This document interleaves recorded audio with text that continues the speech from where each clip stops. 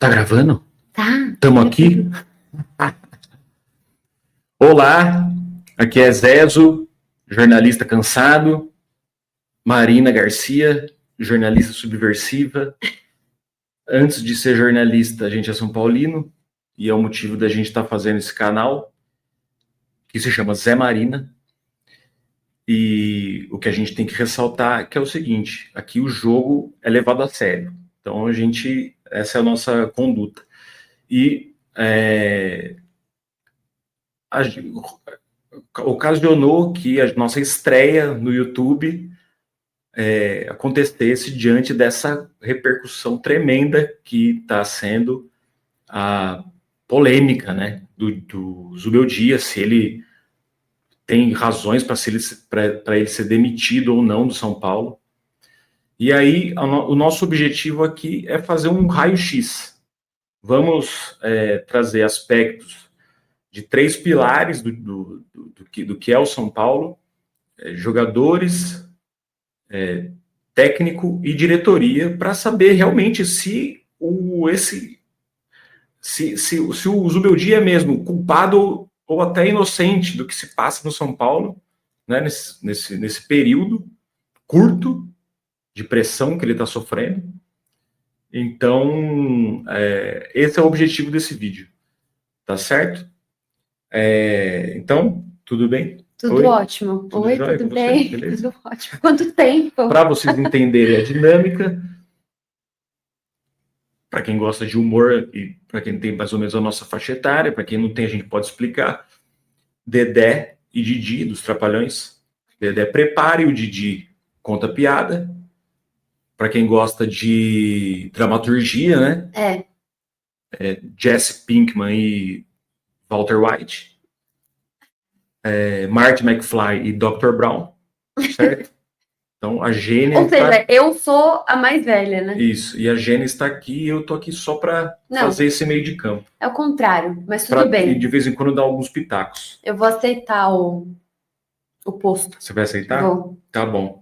Então, assim, então esse é o objetivo do vídeo. A gente vai tentar traçar um raio-x aí de tudo que acontece e dar um peso para as responsabilidades de cada um. Porque, na nossa visão, a gente fica incomodado há bastante tempo, que há um ciclo vicioso e as coisas sempre acabam, né, com demissão de técnico e aquela coisa toda, e o ciclo novo se renova, e as justificativas são as mesmas, né? Pouco tempo de trabalho, peguei o time no meio da temporada, não posso fazer nada. Então a gente vai abordar esses 3 temas: Zubeldia, jogadores e diretoria, e dar o peso devido, na nossa perspectiva, para as responsabilidades de cada um. Até para refletir. A ideia não é falar o que é certo e errado, né? Exatamente. Cada um tem a sua percepção, opinião.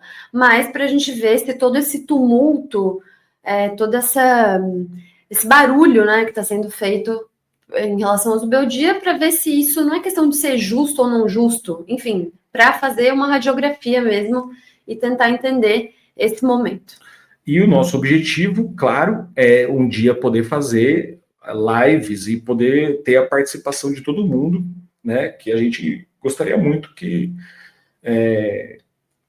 de ter essa interação, de né? ter essa interação e trocar com o nosso público, né? Uhum. Sobre as nossas opiniões. Então vamos lá, vamos começar então pelo Zuba. Zuba. Os principais pontos aí de crítica do Zubeldia, em que ele é criticado. Muita gente tem falado da saída de bola, né? Não tem saída de bola. Uhum. E isso interfere muito no jogo ali coletivo. Você acha que... o que você tem a dizer sobre esse tema específico do trabalho dele até agora, né? Levando em consideração que a gente tem praticamente um mês de temporada. É uma coisa que é abordada, mas eu acho que ela está deficiente, mas eu não acho que ela seja a principal ponto que, para mim, seria uma preocupação no trabalho do Zubeldia. não é como se o São Paulo tivesse exatamente também sobre a saída de bola, não é como se o São Paulo tivesse no elenco, né, zagueiros especialistas em fazer isso. E outra, é um ponto, esse da saída de bola, que se ficar com essa tentativa de sair tocando desde trás, com peças, por exemplo, a Arboleda não é um jogador cuja principal virtude é a saída de bola. Para mim, nem o Juan Tressoldi, nem o Verez é até bom, o Alan Franco também, o Sabino, muito menos, né? Então, é um ponto que é preocupante, mas eu não acho que seja o mais preocupante. A impressão que eu tenho tido nesse período, principalmente nesses últimos jogos aí, é que o São Paulo ele não propõe o jogo desde trás, só que ele também não... se você não propõe o jogo desde trás, significa que você invariavelmente vai lançar a bola para frente. Só que quando o São Paulo lança a bola para frente, não há uma tentativa de roubar a bola do adversário no campo de defesa do adversário. Exatamente. Os jogadores do São Paulo, eles ainda não têm esse mecanismo ativo de que, olha, já que eu assumo que eu não vou começar o jogo lá de trás, então eu preciso correr, eu preciso adiantar o campo para poder recuperar a bola no campo do adversário. Isso não acontece. Então o São Paulo fica meio no meio termo, no famoso lesco-lesco. Exatamente. Uma palavra que você ama, um termo que você ama, lesco-lesco. Fica no meio termo ali, né, e fica... Não faz nenhuma coisa nem outra. Não faz nenhuma coisa nem outra. Mas aí, eu acho que eu concordo com isso. Para você sair ali, de repente, mais rápido, o Caleri, ele não vai nem... Talvez ele não segure todas as bolas, mas ele disputa essas bolas com o zagueiro adversário. E aí o zagueiro adversário pode rebater, ou ele rebate para o lateral, e aí o São Paulo garante que vai ficar com a posse de bola no ataque, que é uma coisa também que acontece, perde-se muito rápido essa bola. E os adversários, sejam eles do nível que forem, né? Então isso aconteceu com o Santos, aconteceu com o Bragantino, eu estou falando dos últimos jogos que construíram esse contexto aí do Beldia.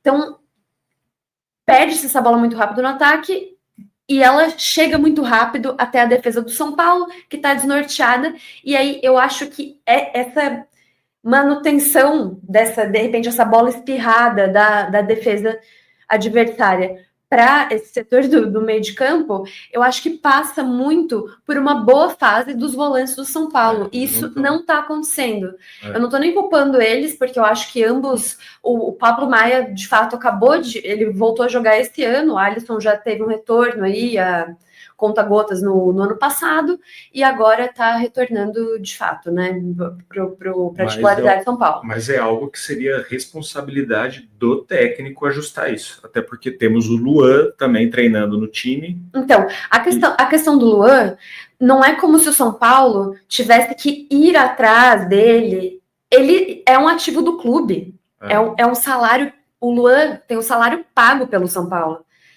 Então, não é, e também seria diferente se o São Paulo não estivesse precisando do tipo, se o Alisson, o Pablo Maia, o Hugo, tivesse todo mundo ali disputando a posição e os já titulares fazendo um excelente campeonato. Não é o caso, Bobadilha, Luiz Gustavo, que assim, já é mais velho também, né? Aí quebrou o dedinho do pé, também deixou de ser opção. Quais opções que o Pablo Maia e o Alisson têm para eles não ficarem completamente esgotados? Por isso que eu trago, que nas nossas conversas, muitas vezes eu trago a opção do Luan, porque... Seria uma forma dele, uma forma caseira, alguém que é da casa, que ele poderia aproveitar, não para construir, óbvio. Luan é um jogador de destruição. Justamente nessa fase que o São Paulo precisa. O Zubeldia, eu acho que ele deixa claro que ele não é um cara que... Ele já falou em coletiva isso, que ele não é um cara que quer construir jogo. né, correr riscos na fase defensiva ali, na saída de bola. Só que se você tem um caçador dentro de campo, a chance de você roubar bola e acelerar é maior. Exatamente. Então, esse é um ponto que pesa contra ele, sem dúvida nenhuma. Agora, utilização da base, ou não utilização da base. Isso, para mim, está intimamente ligado ao que a gente vai comentar depois, que é a diretoria. Se você não tem um respaldo público de que sim, o Paulista é para testar, a gente, como também é muito pouco transparente, a gente não sabe exatamente quais são as interações ali, né? Eu acho que também tudo bem que seja uma coisa que fique mais interna, e isso também se combina com o fato que o Zubeldia, ele não blinda só os jogadores, ele blinda a diretoria também. Então ele chama tudo para si. O momento que o torcedor tem a oportunidade de ouvir o técnico é na coletiva, e ele não expõe a diretoria em momento nenhum. Então, a gente não sabe exatamente se, por exemplo, contra o Bragantino, ele botou lá o time reserva, né? Levou os titulares e tudo. Não, o da base que estava no time titular era o Alves, né? Então a gente não sabe exatamente. Eu não estou dizendo que é para o torcedor receber uma divulgação, sei lá, de um PowerPoint, de um PDF, com tudo detalhado, mas é uma diretriz que isso é divulgado até pela imprensa, por pessoas que têm fontes ali dentro do clube, como uma forma até de tranquilizar o torcedor. Tô babando. Como uma forma até de tranquilizar babando. Como uma forma até de tranquilizar o torcedor, porque a gente fica sem saber. A gente não sabe se é o Zubeldia que decidiu, e se ele não decide. Uma coisa puxa a outra. Essa história está muito mal contada. Está muito mal contado. E se ele não decide, então ele não tem peito, mas ao mesmo tempo ele não é ninguém perto da diretoria. Porque se você for ver, se a postura dele é de uma postura. Se ele tem uma postura de blindar, de chamar para si as responsabilidades, não faz sentido ele não querer acatar uma determinação da diretoria de dar prioridade para a base. Exatamente. Tipo assim, sabe? Ele institucionalmente, ele parece um profissional ideal, né? Exatamente. Para a diretoria. Porque ele não é um Rogério Ceni que chega em toda a coletiva... Se perde, né? Não, se perde, ele, põe a cabeça de todo mundo a prêmio. Assim, com aquele jeito, né? Ele não, então não faz sentido, entendeu? Sim. Ele não ter, se ele tem essa determinação da diretoria para pôr, ele tem que pôr. Ele não põe, então algum motivo tem. Eu acho que esse motivo é de não botar a base da frequência que as pessoas exigem, cautela. Cauteloso ao extremo. Eu não acho que ele conscientemente... Quem que acorda e fala, nossa, eu vou sabotar agora esses jovens de 18 anos? Não é uma sabotagem, eu acho que é um cuidado, e uma coisa também que é um pouco verdade, né? Não é o Rio Futebol Clube, é o São Paulo Futebol Clube. E no momento, esse é o técnico, e ele acha que, sei lá, por exemplo, no caso do Rio, que é o mais pedido, né, pela torcida, ele vai entrar ali de acordo com o que o técnico acha. Uma coisa que eu acho que também é meio, como eu vou dizer, subestimada nessa equação, é que a gente acha que porque a diferença cultural de Brasil e Argentina, ela é algo, não é muito considerável, como se você pegasse, sei lá,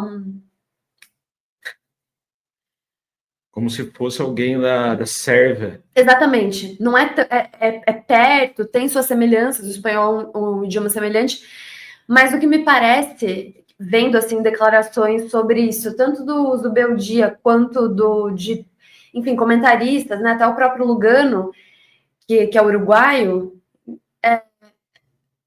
eles valorizam muito a questão da hierarquia.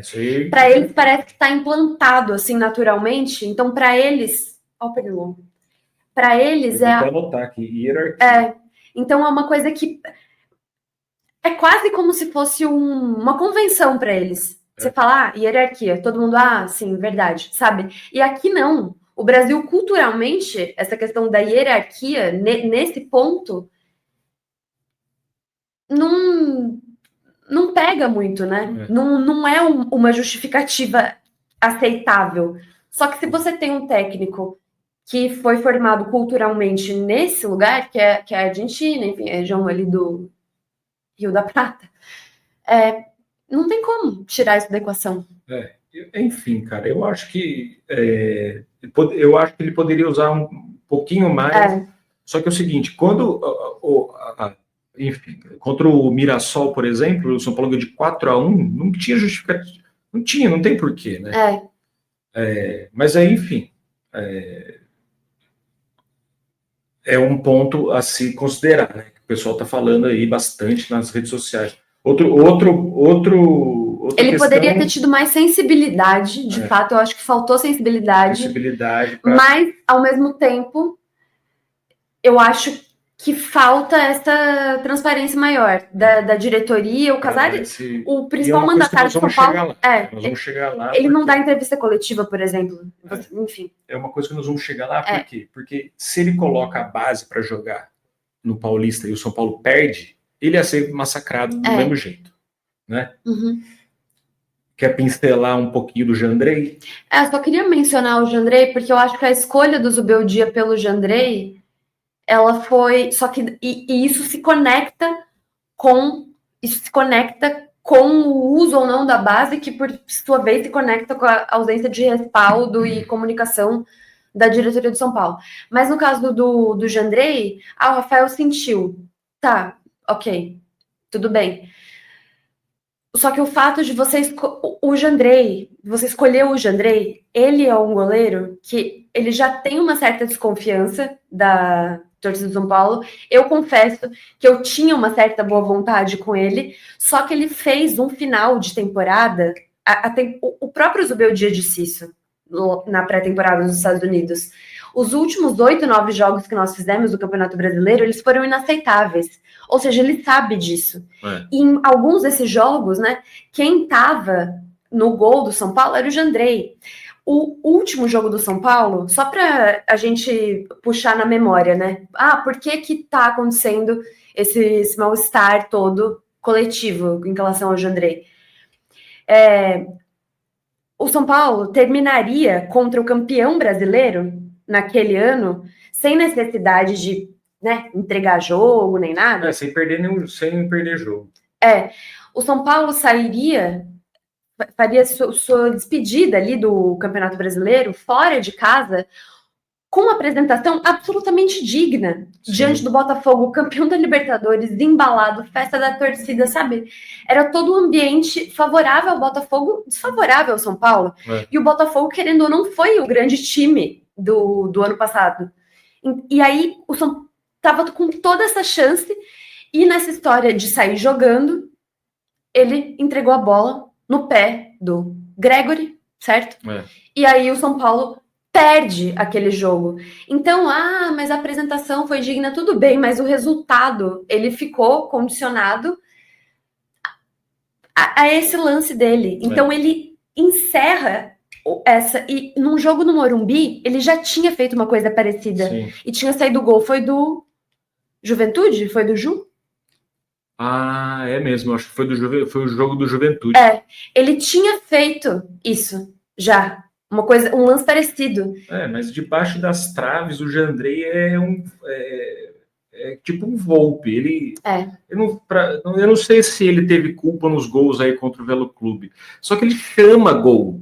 O Volpe tem vídeo da internet que mostra cada golaço que o Volpe toma. E assim, os atacantes do time adversário se sentem encorajados em chutar no gol, porque sabem que o cara não se garante. Então, cada golaço que sai. Não é que os gols do Velo Clube foram belos gols. O cara chutou de direita, de fora da área lá, o outro chutou de esquerda, foi no coisa. Então, assim, é o famoso chama-gol. E eu não sei também, é delicada essa posição, porque você tem um monte de moleque, né, que tá aí. Na nossa visão, o Leandro, o goleiro da coisa, até melhor que o Yang, né? O Yang ninguém nunca viu, né? Mas o Leandro... aquele Leandro que bate falta, inclusive, ele é bom de bola. O último jogo dele foi na Copinha do ano passado. E aí o que acontece também, as informações que circulam agora, né, na imprensa, é que o agente dele, que ele não é agente só do Leandro, ele é agente de outros jogadores do São Paulo também, mas que talvez ele seja negociado no meio do ano. Porque tá brincando, sério? Porque E você lembra que quando ele surgiu na base, eu falava para você, o São Paulo tem que tomar muito cuidado com esse goleiro. Ele é um goleiro. Ele é um talento.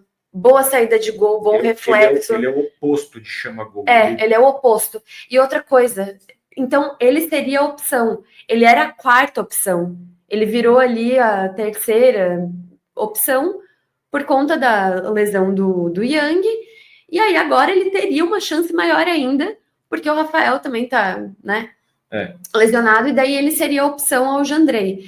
Só que, como não existe esse respaldo todo, poderia ser lido, caso ele não defendesse alguma bola ou algum erro ali por ele fosse cometido. Mas aí também não tem que colocar o goleiro. Já tá o Jandrei. A verdade é que tudo tá sendo desculpa. Não desculpa, mas tudo tá sendo justificativa. Se você esmiuçar, até tem uma justificativa, mas eu acho que tá faltando ponderação, né? Cabeça fria. Vou colocar cabeça fria, não, gente, desculpa. Assim, respirar um pouco, Cuca fresca. Cuca fresca. Cuca. Então para terminar o Zuba, tem deficiência, sim, o time, nesse começo de ano, com, né, nessa coisa de controlar o jogo, sair jogando e tal. Só uma coisa, os volantes, a gente acabou falando do Luan, mas o fato é que se não houver essa sintonia entre os volantes, até é uma opção, por exemplo, você colocar 3 homens no meio de campo, ou 3 zagueiros. Essa falta de variação de jogo, que é uma crítica que eu acho que faz sentido. Ela tem pouca variação de jogo. Eu sempre cito para você também o exemplo do Vojvoda, por exemplo, no Fortaleza, que também é um exemplo de continuidade, né? Ele, por exemplo, ele estava em último lugar no campeonato do ano passado. Ano retrasado. Retrasado. Ele vai fazer 6 anos agora no Fortaleza, colocou um monte de brutamonte no meio de campo. Colocou 3 zagueiros, 3 volantes. Porque você precisa fechar a casa, você precisa dar mais proteção para os jogadores que vão ficar no mano a mano. E aí o que acontece? O Jandrei também, eu sinto que ele dá mais insegurança para a zaga, porque ela sente o tempo todo, meu Deus, agora ou nunca, agora ou nunca. Não que eles não tenham cabeça, são zagueiros experientes, né? Todos eles. Só que toda hora no mano a mano. Uma hora o zagueiro, ele não vai aguentar, entendeu? Algumas falhas eles têm, de fato, os zagueiros, mas eu acho que a ausência do goleiro confiável potencializa isso. Ao mesmo tempo que eu acho, enfim, que para evitar isso, teria que ter todo um sistema defensivo melhor construído no meio de campo, porque vários dos gols que São Paulo tomou nesses jogos, se vocês observarem, tem, assim, às vezes mais de 5 chances de desarme. Então, tem chance de desarme pelos atacantes, né, do São Paulo, que não tem tanta essa obrigação, mas poderiam desarmar. Eric, por exemplo, poderia ter desarmado lá do Bragantino. O Bragantino foi uma coisa... Fiquei possuído pelo demônio. Você estava aqui, você viu. Sim. Nós estava junto. E aí tem chance... Os caras trotando. Os caras do Bragantino, eles não tinham uma transição rápida para ataque. Eles simplesmente trotavam e o São Paulo assistia o trote do cidadão chegar até a intermediária de defesa do São Paulo e chutar no gol. Tipo assim, uma coisa lamentável. Exatamente. A questão é, esses gols que a gente está lembrando dos adversários, né? Eles não são fruto, por exemplo, de um drible absurdo, uma triangulação absurda, uma ultrapassagem. Não, é gol, por exemplo, o cara cobrou o lateral, e aí é o que eu tô dizendo. O atacante tem a oportunidade de desarmar, aí depois o lateral, aí depois um volante, aí depois o outro. Aí depois o zagueiro. Aí depois o outro zagueiro, entendeu? São muitas chances do São Paulo fazer esse desarme, encaixar essa prensa e dificultar o jogo, e não dificulta. O primeiro gol ontem era só diminuir o cruzamento do atleta do Velo. E isso não foi feito. Deixa eu cruzar, ele não vai acertar mesmo? sabe? E eles vão acertar. Os times são, apesar de serem a pior campanha, eles são competitivos. Se você não igualar no físico, porque é nisso que eles apostam, os times do interior. É mais barato você ter um jogador muito forte fisicamente do que você ter um craque de bola. Então eles apostam nesse perfil mais de brutamontes, né? E aí o São Paulo não tem essa marcação, principalmente no meio de campo, fica muito difícil. E aí a zagueirada fica toda exposta e o Jandrei não precisa nem falar, né? Eu vou te perguntar qual que é o peso do Zubeldia são 3 itens, nós temos 10, né? Até 10. Uhum. 10 é o total e tem que dividir por 3 o peso. Só que não vai ser agora, não. Tá. Vai ser depois a gente falar dos outros. Pode ser? Para dizer o placar? Perfeito. E só para arrematar essa coisa do Zubeldia e das responsabilidades dele, a gente falou da variação de jogo, da saída de bola, da pouca utilização da base, do Jandrei, né? Falando um monte de coisa aí que é a queixa, né? Contra o técnico. Mas eu tenho só uma observação aqui, que é a seguinte: o Zubeldia optou por escalar o quarteto, os 4 melhores do time, tecnicamente. E eu acredito que para isso funcionar como coletivo, como time, para mim é evidente que isso custa mais, demora mais. É mais tempo para azeitar o time. Se o Zubeldia não tivesse desde o começo escalado um dos 4, ele ia ser cobrado pela torcida. Por que eu não ponho todo mundo para jogar? Ele ia ser. A gente viu como é que foi no ano passado, quando estava o Rames. O Carpini era cobrado todos os jogos para colocar o Rames. O Zubeldia ele optou por escalar os 4 melhores. Só que para azeitar essa engrenagem custa mais tempo. Né? Então esse daí é um ponto, essa é uma observação, cara. Que se a gente quiser ver mesmo, e o time tem mostrado, os 4 pelo menos, eles têm. Cada um tem mais de 2 gols, o Caleri só tem 1. Até o André Silva tem gol. Gol e assistência. Então, assim, tem essa observação para ser feita. Vamos falar agora, então, dos jogadores. Só um último ponto do Zubeldia, eu prometo que é o último. A impressão que eu tenho é como se ele não tivesse cumprido esse curso natural. Sim. Que seria, não é natural, mas é um curso que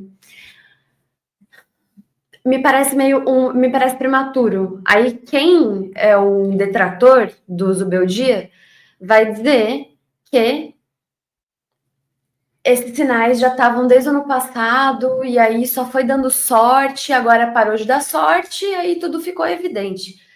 Tá bom, mesmo assim eu acho que é pouco tempo, e eu acho que ele merecia pelo menos tentar jogar essa Libertadores. Não é questão de merecimento também, não vou ser hipócrita aqui, é o que eu gostaria de ver. Eu gostaria de vê-lo na disputa desse campeonato. E você está dando dica, então, sobre o peso do placar no final da discussão aqui. Você está dando alguma dica. Um spoiler. Um ligeiro spoiler. Exatamente. Jogadores. Voltamos aqui? Voltamos. A gente está falando de jogadores, né? A gente teve que dar um pause aí para esvaziar a bexiga. Então, a gente estava falando da responsabilidade dos jogadores, né? E aí é um ponto que a gente conversou vendo jogos e que a gente quer levantar aqui, que é o seguinte: os jogadores do São Paulo, principalmente o quarteto, né? Quem tá o quarteto, o time titular em si, ele é um time com mais idade, um time de veteranos, quase beirando os 30 ou passando dos 30 anos. E a impressão que dá é que os jogadores do São Paulo escolhem jogo. Jogam muito bem jogos grandes e não tão bem, ou pessimamente bem, como não todos, né? Lucas tem se escondido, Oscar tão tímido em alguns, Caleri começou a O Caleri evoluiu, né?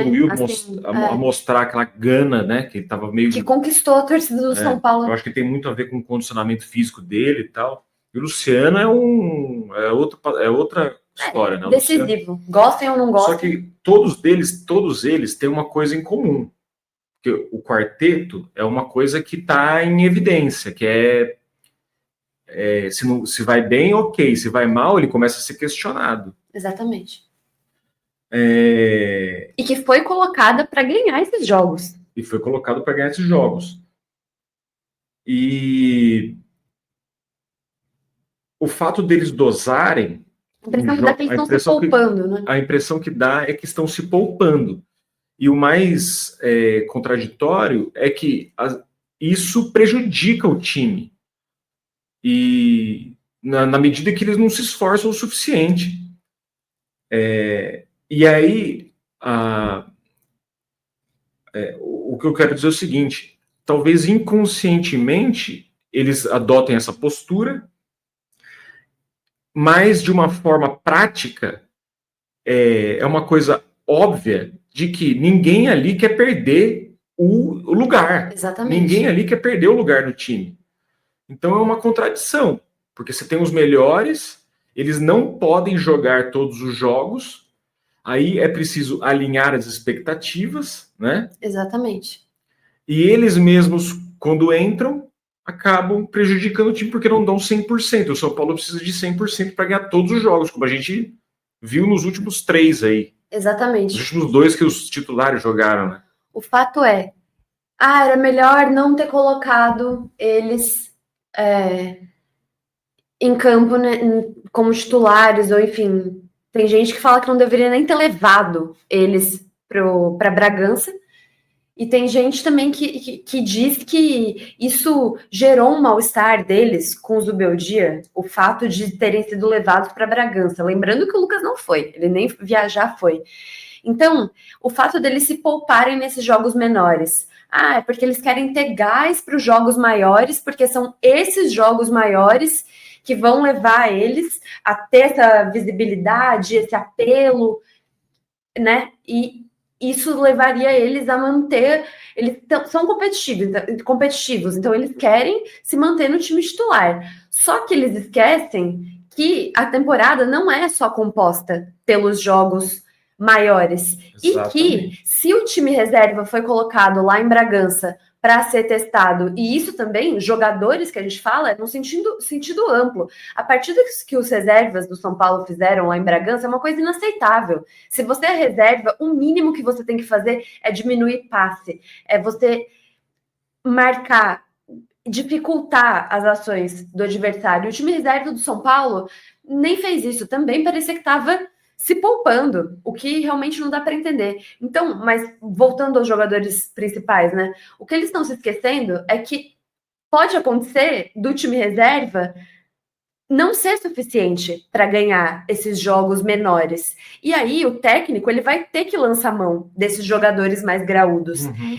E se eles não performarem, péssima palavra, né? Mas se eles não performarem bem que eu digo o mínimo de entrega, de consciência ali, de saber que foi o que eu disse também, os times do interior, eles são muito intensos fisicamente, então não adianta você achar que vai resolver o jogo a qualquer momento, porque não vai. Esses jogos, como a gente está vendo, eles fazem parte dessa construção de contexto, dessa produção de sentido, né? Dessas narrativas que compõem a temporada e até a história de um clube.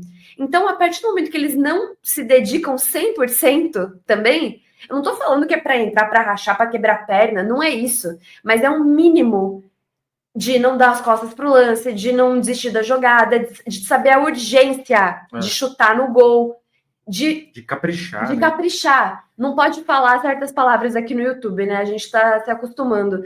Mas meio que você não proporciona para o time adversário aquelas coisas que eles utilizam para te atacar. Então, o Lucas ontem mesmo não chuta no gol, direito. Quando é. Sendo que ele não é esse jogador. Você pega jogos maiores, ele é extremamente objetivo. Ele vai para cima. E nesses jogos menores, não. Esquecendo, parece que assim, num descolamento da realidade também. Sim. Porque você precisa ter a percepção de que também nos últimos anos aí, nos últimos 3 trabalhos, né? Não, 2. Do Carpini e do Rogério Ceni, a coisa. A do Rogério começou a derreter no final da Sul-Americana, mas ela terminou de derreter no Paulista. E a do Carpini, praticamente que derreteu completamente naquele jogo contra a Ponte Preta, que tem um pouco mais de tradição que esse que a gente está falando, mas enfim, o Bragantino também tem tradição, mas vocês entenderam o espírito da coisa. E aí eles não terem essa percepção também revela uma falta de sensibilidade. Ou eles não estão sendo corretamente mobilizados. Ao mesmo tempo, eles são jogadores extremamente experientes. Precisa mesmo da mobilização exata, porque senão eles não vão entender que esses jogos menores, o Caleri parece que já entendeu isso. O Luciano parece que já entendeu. Então, é isso. Eu acho que também existe essa responsabilidade, sobretudo em se tratando de jogadores tão experientes. Sim. Rodados, né? Jogadores rodados, jogadores que passaram muito tempo em algumas equipes e que não é como o São Paulo fosse, o ambiente do São Paulo fosse assim, nossa, que novidade, né? Na verdade, o ambiente interno lá mudou muito pouco dos anos passados para cá. E aí, beleza. Agora a gente passa a falar individualmente também de cada um, né? O Zubeldia, ele pegou um time no ano passado. Ele treinou pouquíssimo time com a dupla de volantes, que é a titular. Na reta final dos momentos decisivos, ele ficou sem o Ferreirinha. Né? Esse ano, a gente mudou o lateral esquerdo. A gente vai mudar, graças a Deus, o lateral direito. Ou seja, não é um time formado ainda. A dupla de volantes tá voltando de lesão, ficou quase um ano parada. E eles estão muito abaixo do que eles podem. Muito abaixo. E o Oscar é uma peça completamente nova no time. Exatamente. Né? Mas aonde que eu quero chegar? É que o time ainda não é o time ideal.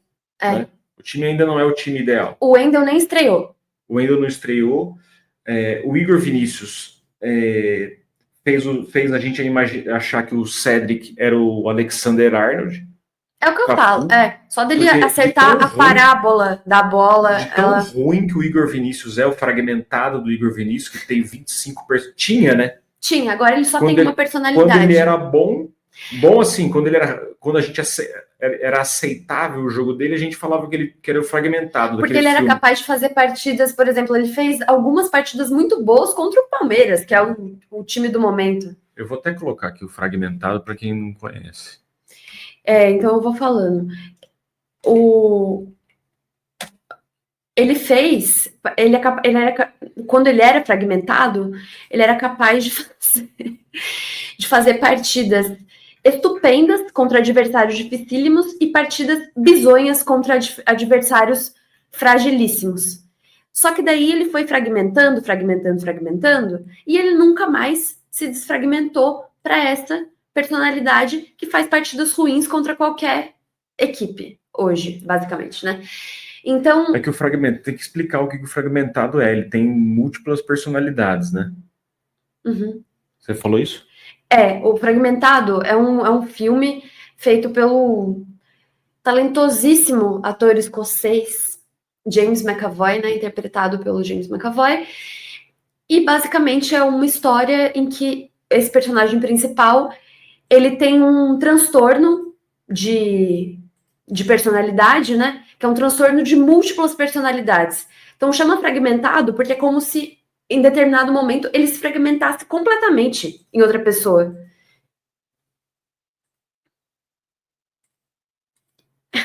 Cadê? Ixi.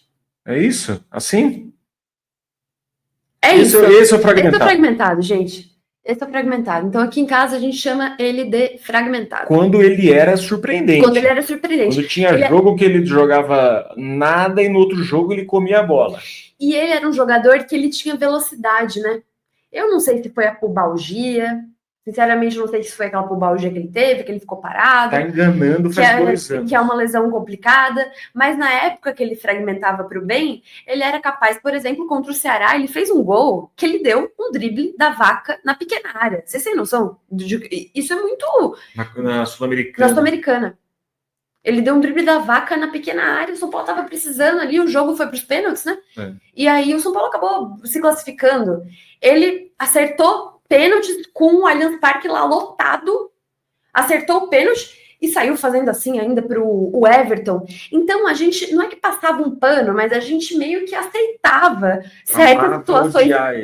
Amava odiar ele. Aceitava certas situações catastróficas que ele proporcionava, porque muitas vezes ele era capaz de lances que até Deus duvidava. E depois que ele sofreu a lesão lá, a pubalgia, não voltou a jogar mais, nossa, ele é um atraso. E aí, enfim, os jogadores, eu acho que a gente pode, né, fechar o balaio dos jogadores ressaltando esses pontos, assim. É um time envelhecido, mas aí que nós vamos chegar lá, né? Na diretoria, né? Isso. É ela que formou.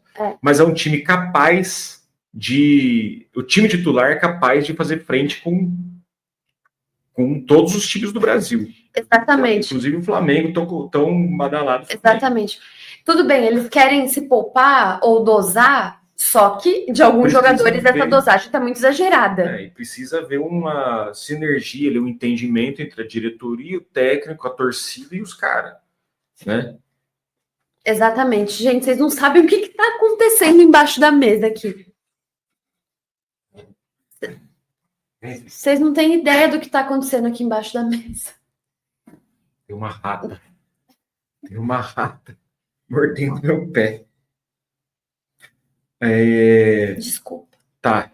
Agora, então, beleza. Guarda sua nota, o peso de 0 a 10, entre 3 aspectos, para no final a gente falar, né? Dos jogadores. Isso.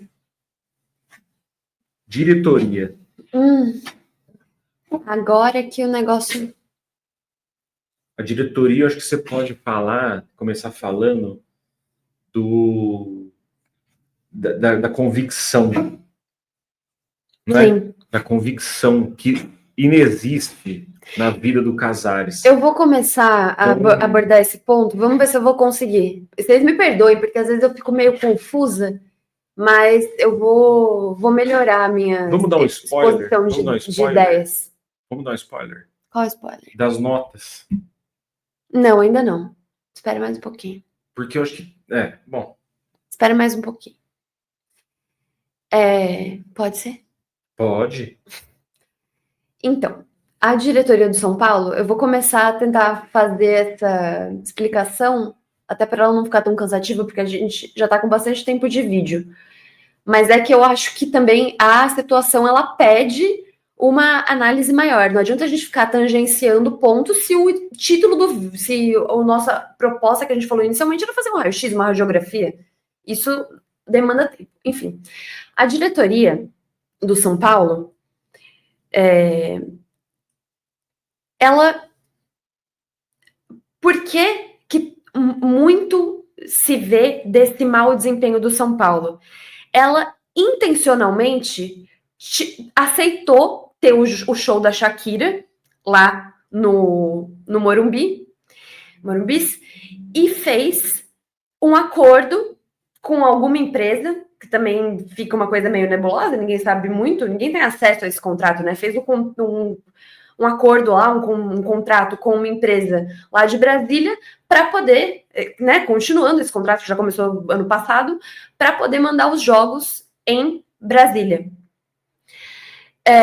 E tudo isso é feito com a desculpa, com a justificativa, com a explicação, seja lá o sinônimo que você queira usar nessa situação, porque também é muito, né, preciosismo, ficar querendo achar a palavra correta, mas é isso que eu quero dizer, foi feito com a justificativa de que tudo é para fortalecer a marca do São Paulo, que tudo é uma ação, é um marketing, e vai trazer investimento, e vai trazer dinheiro para o São Paulo está em dificuldade financeira, então essas coisas são muito importantes, só que, na minha opinião, eu não acho que esse retorno de marketing e de marca e de trazer dinheiro venha antes do retorno esportivo. A diretoria do São Paulo, ela deixou de colocar o campo, o futebol,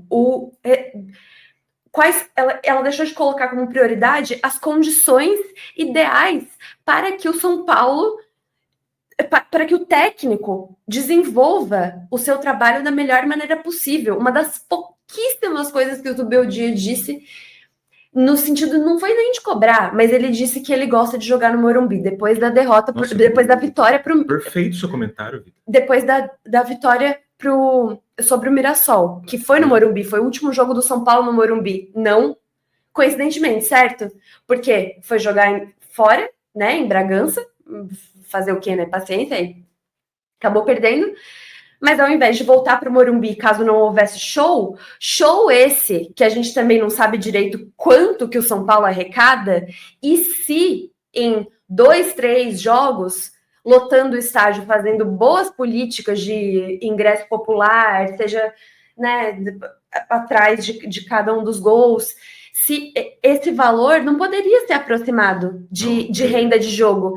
E aí você fica com essas subjetividades e com essas abstrações, porque vai trazer dinheiro, porque o grego, porque não sei o quê, enquanto você não garante o básico, que é você jogar no seu estádio. E outra, você não tem a transparência também de dizer, isso trouxe tanto de dinheiro pra gente, olha aqui, tudo bem, gente, vocês estão reclamando, mas olha só quanto que rendeu pra gente. Exato. De dinheiro, o povo quer ver dinheiro, nota fiscal. Nunca que eles vão fazer isso. Então, se eles não fazem isso, eles precisam apostar no retorno esportivo, que não é aposta.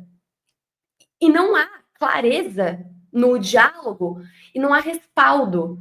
Para eles é muito conveniente deixar tudo nas costas do técnico, ainda mais um técnico que não expõe ninguém, que mata tudo no peito. Você pode falar o que você quiser do Zubeldia, mas que ele publicamente mata tudo no peito e não expõe nem diretoria, nem jogadores, nem ninguém, né? Muito menos comissão, funcionários, ninguém. Então, eu tô me alongando, mas eu vou concluir, eu prometo. Mas tá perfeito o seu comentário. É isso. Eu acho que existe essa ausência total e completa de convicção. Eles não têm convicção. Eles não têm convicção e aí eles acham que naturalmente vai acontecer do São Paulo ganhar um estadual, por exemplo. Lembrando que, porque o Palmeiras, né, falando do rival, porque o Palmeiras ganhou e não sei o quê. Só que essa coisa de parece que é natural para eles ganhar o estadual foi feita depois dessa consolidação. Tanto que o São Paulo ganhou do Palmeiras o estadual que foi disputar. Depois o Palmeiras ganha 3. Mas o primeiro lá, quando o Babel ainda estava começando, tinha acabado de sair do Mundial, né? Que não ganhou. E aí tinha acabado de sair disso e foi jogar o Paulista com o São Paulo. E o São Paulo ganhou aquele campeonato. E o São Paulo teve que remar muito. Foi tratado como Copa do Mundo. Não sei se vocês lembram. E eu acho que para sair da fila, aquilo até é louvável. Eu não vou ficar aqui falando que eu não vou comemorar um título, porque ele não atende aos processos que eu acredito que devem ser cumpridos. Não, título é título. Agora, ou você fala que de fato, não, a gente precisa desse título, ou você fala que realmente não importa e que o técnico tem autonomia para fazer as escolhas dele. Não me parece que seja isso. Tem que ser, falta uma comunicação clara, direta. Se não quiser dar fazer essa comunicação para o público, faça para o técnico.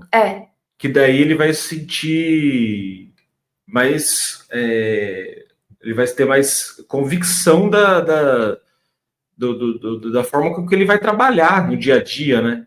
Exatamente. Tipo assim, o Paulistão é importante para você, diretoria? Beleza, então minha postura é diferente. E avisa a torcida que, né, ó, eu vou dar uma segurada na promoção de jovens da base, porque eu preciso ganhar o Paulistão. A diretoria falou para mim que é importante. Só que não tem isso. Não tem. O Joe Textor falou que o que importa é a partir de abril, e eu até concordo.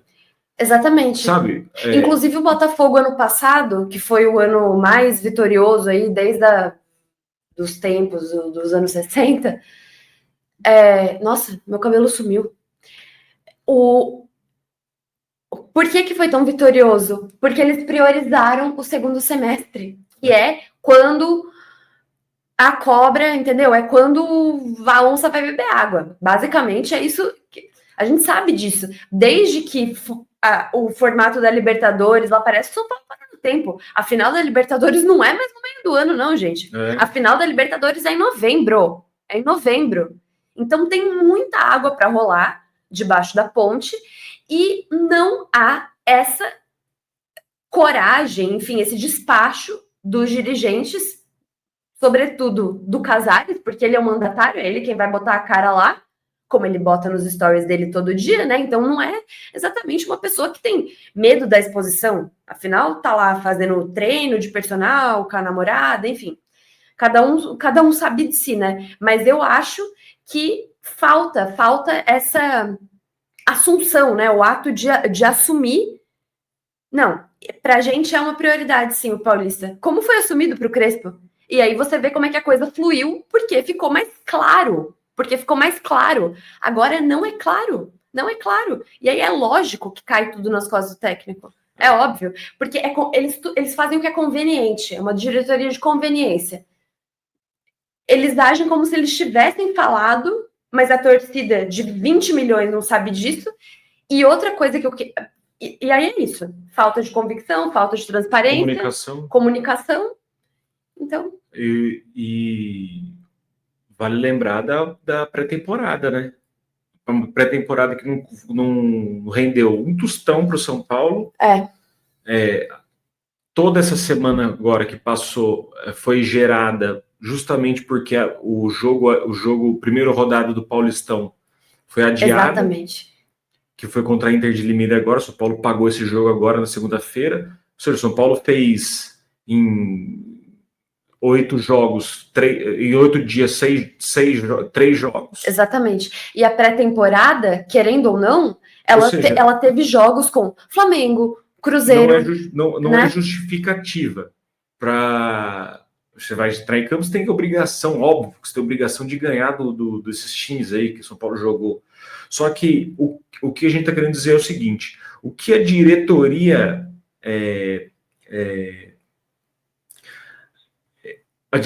poderia fazer, ela poderia ser um facilitador nesse processo. Exatamente. E ela é o oposto.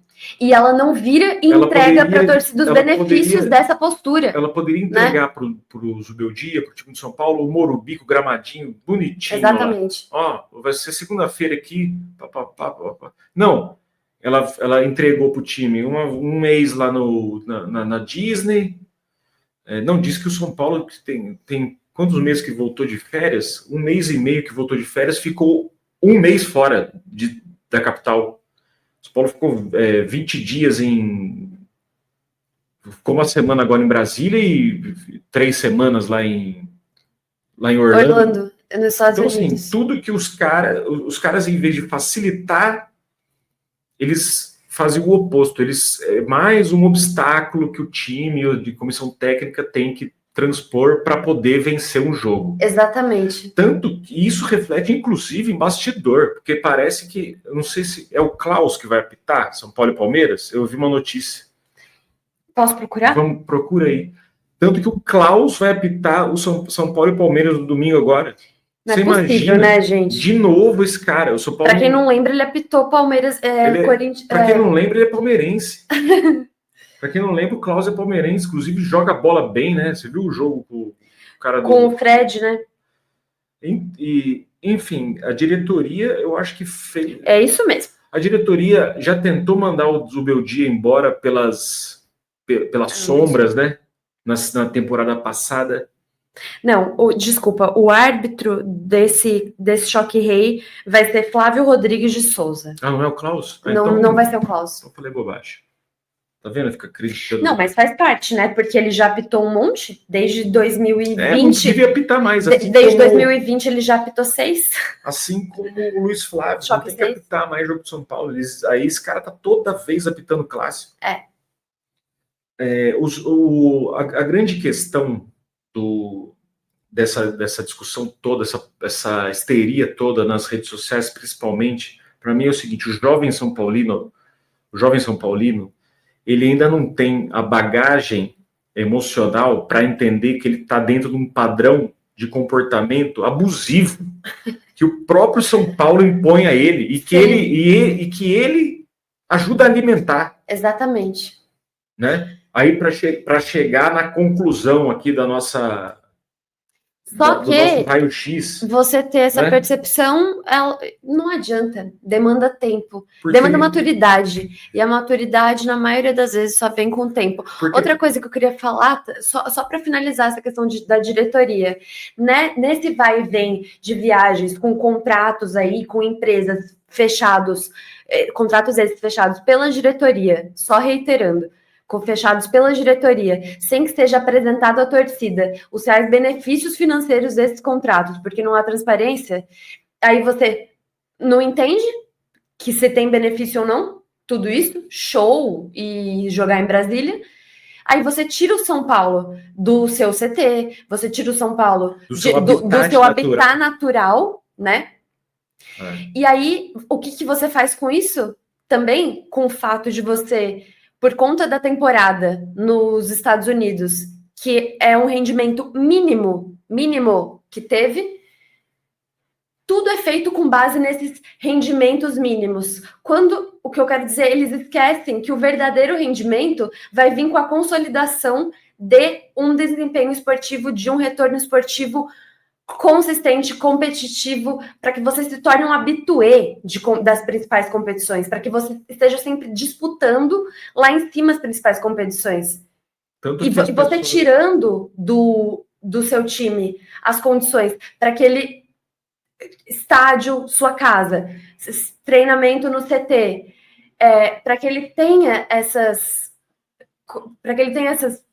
condições, né? Porque para mim são condição sine qua non, né?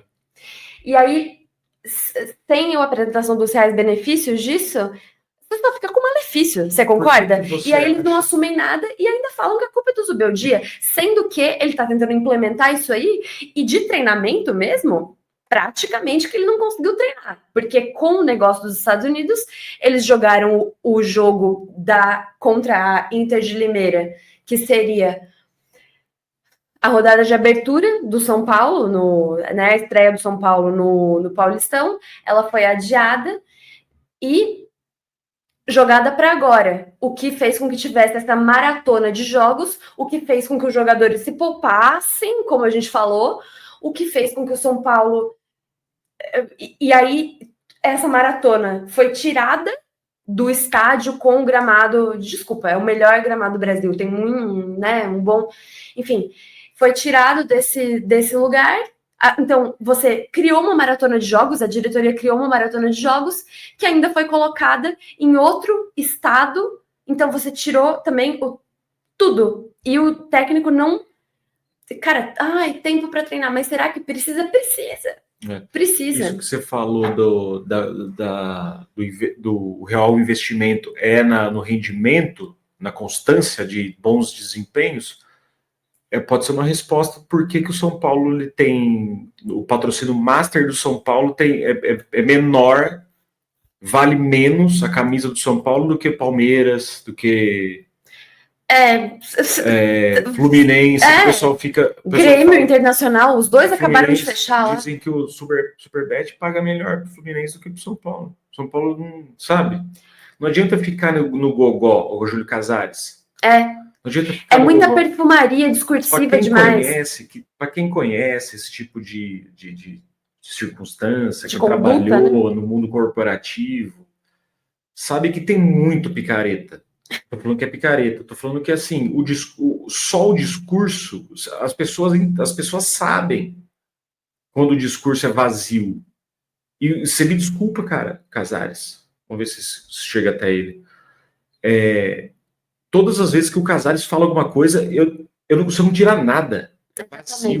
Você sabe que ele está te enrolando. Tipo assim, como político, ele é um político. Ele quer ser um político, né? Mas é um político, que não passa confiança nenhuma. Não. O político é um, sabe, é zero a credibilidade. Você não passa. Exatamente. Tem que fazer algum curso de mídia training. Se você quer trazer esse fortalecimento da marca, nós precisamos do recibo. Senão fica muito o dito pelo não dito. Se quiser me contratar para ser mídia trainer também, pô, eu tô aí. Estamos aqui. E o futebol, ele é mágico, porque ao mesmo tempo que ele é abstrato, ele é extremamente concreto. Então, nós queremos ver no campo. E o campo, literalmente, está sendo tirado do São Paulo. E nós não sabemos os reais benefícios disso. Enquanto você diz que está fortalecendo a marca, nós só vemos você despriorizando, se é que essa palavra existe, mas nós só vemos você tirando o futebol, o campo e bola deteriorando da sua lista de. E eu falei daquilo de abuso, por quê? Porque o ciclo... Acho que não pode falar essa palavra. É abuso. Não tem problema. Por quê? Porque o ciclo vai se repetir, né? Se a tendência for essa mesmo, o Zubeldia for demitido, vai entrar outro técnico no meio da temporada, ele vai ter uma sequência de vitórias, todo mundo vai se empolgar. Aí ele vai começar a perder. Aí ele vai falar, não tive tempo de me preparar. Aí São Paulo vai morrer na praia. A tendência é essa. A tendência não é brigar pela Libertadores. Exatamente. O Zubeldia foi um ponto fora da curva. Do ano passado. Exato. O São Paulo classificou. A tendência era brigar para não cair. E aí, quem sabe beliscar a Sul-Americana, né? Aí o São Paulo não vai brigar para não cair e vai ser demitido. Ou seja, esse ciclo vicioso se repete. Por isso que eu falei que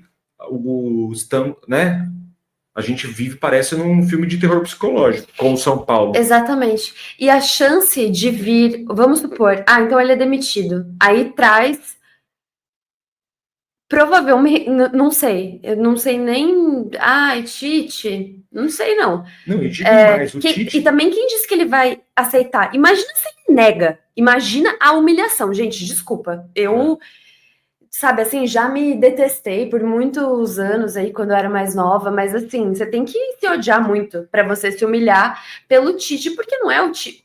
As glórias lá do Tite, mas ele fez um ótimo trabalho na seleção. É diferente. Dia a dia de clube, ele só vivenciou com sucesso de verdade. A última vez foi lá, 2015, né? Porque 17 foi o Carille. Então, 2015. Agora, em 2025, faz 10 anos isso. Que é um nome aí que tá mais em voga e que tá na boca do povo.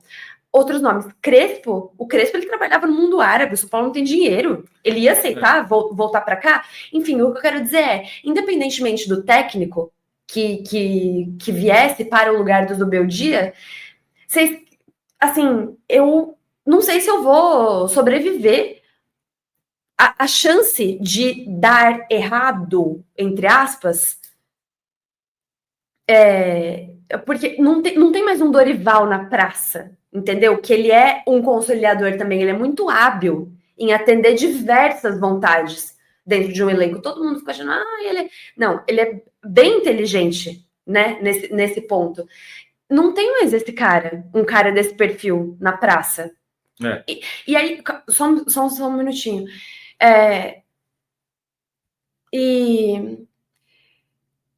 Então, o que aconteceria? Provavelmente, vindo outro técnico. E aí não deu certo, aí completa esse ciclo que você falou. Aí, mais uma vez, a gente vai usar a mesma justificativa, que é... Vamos ouvir a mesma justificativa. É porque ele não teve tempo de pré-temporada, é porque os processos não foram cumpridos.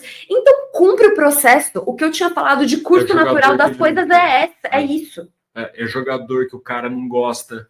Ou que nem quando a gente é velho, a gente tem a memória... A nossa memória é boa. apesar de a gente ser velho, sem querer ser etarista.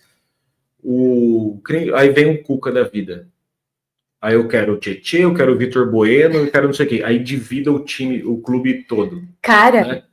Ou seja, entra tudo. Um negócio de convicção que a gente falou, não ter um direcionamento claro, não ter comunicação. Não ter respaldo. Então, por isso que a gente acha que vai caminhando para... Vocês provavelmente já sabem qual que é o veredito nosso, né, do peso das responsabilidades, que é isso. Tipo assim, a gente pode...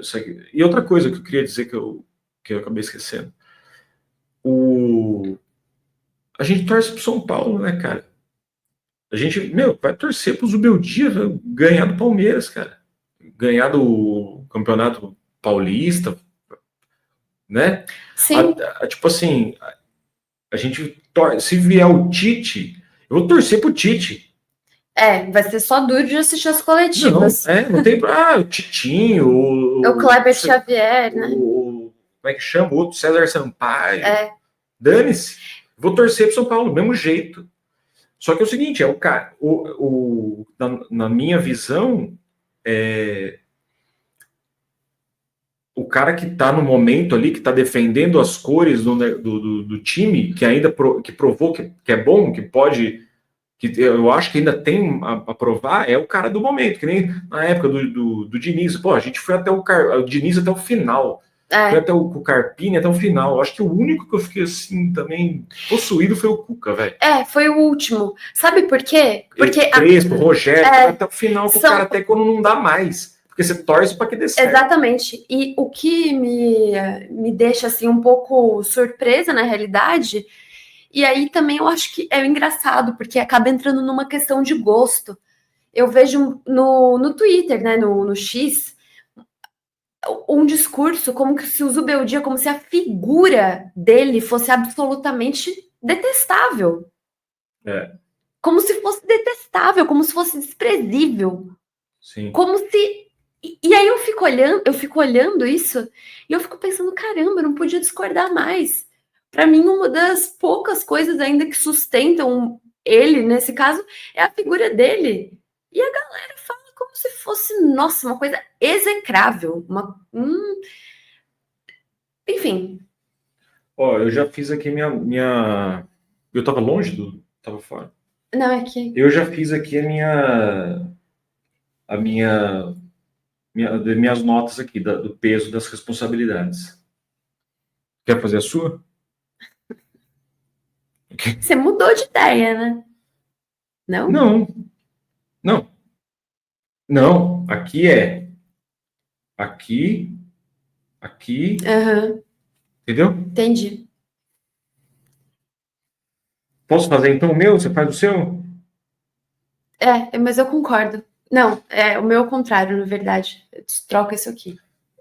Diante disso tudo, cara, a gente sabe que o Zubeldia tem um monte de coisa, ele vai evoluir, é um treinador que ainda tem que evoluir, né? A gente espera. Então, assim, o peso que eu dou para os jogadores, apesar daquilo que a gente falou, eu dou peso 1 para os jogadores, que eu acho que os caras, tem muita gente, tem muito cara identificado, até o Oscar tá mostrando que o Oscar, né, tem corrido pra caramba, ele se esforça, mesmo quando ele não joga bem, ele corre, volta para marcar. Eu acho que os jogadores peso 1, subiu o dia peso 2, nessa crise toda aí, e diretoria peso 7, de 10. Uhum. Fiz a conta certa? É a sua opinião. Não, mas... Tá certo. 7 mais 2. Diretoria, para mim, peso 7 nessa crise toda aí. Porque é um padrão de comportamento. É um padrão. Então, mais um ano, a mesma coisa. Ano passado foi o Carpini, não sei o quê. Se a gente fica toda hora dando murro em ponta de faca, não sai do lugar, né? Exatamente. Você. Marina Garcia. Subversiva. Imagina. A minha, eu dou também 7 para diretoria, mas eu acho que, como a fase ruim, fase ruim não, esse verdadeiro filme de suspense começou em uma semana, eu vejo que os gols que saíram, eles foram mais fruto de erros individuais a erros do Zubeldia. Ele tem culpa, mas como as situações aconteceram por conta de derrota, empate, maus resultados. Os maus resultados foram construídos, para mim, com mais erros individuais dos jogadores do que propriamente... Eu fico me explicando porque é tudo bem assim, existe, claro, poderia ter feito um sistema melhor, poderia ter protegido mais os zagueiros, mas ao mesmo tempo, alguns erros para mim são... Tipo assim, a pichotada do Arboleda, o Arboleda é monstro, mas a pichotada dele pro gol do Velo Clube agora, tipo assim, exato. O terceiro gol. O Igor Vinícius, que acabou de entrar, não marcou o primeiro gol do Velo Clube 2 não diminui o cruzamento. A bola passa para não sei o que, passa, vai cair lá no Enzo Dias. O chute do gol do Bragantino, o Jandrei não pega a bola. O que eu falei, de existirem 5, 6 oportunidades de você fazer um desarme, ou seja, não é que não está encaixado. Não é que, nossa, não está achando a marcação. É porque parece que eles não estão enxergando a urgência. E para mim isso é mais uma falha dos jogadores do que do técnico. Vocês me perdoem, não vão, sabe? Mas é isso. Mas diretoria 7, diretoria 7, jogadores 2, Zubeldia 1. Tá certo. Bom, é isso, né? Falamos pra caramba, né? Falamos pra caramba.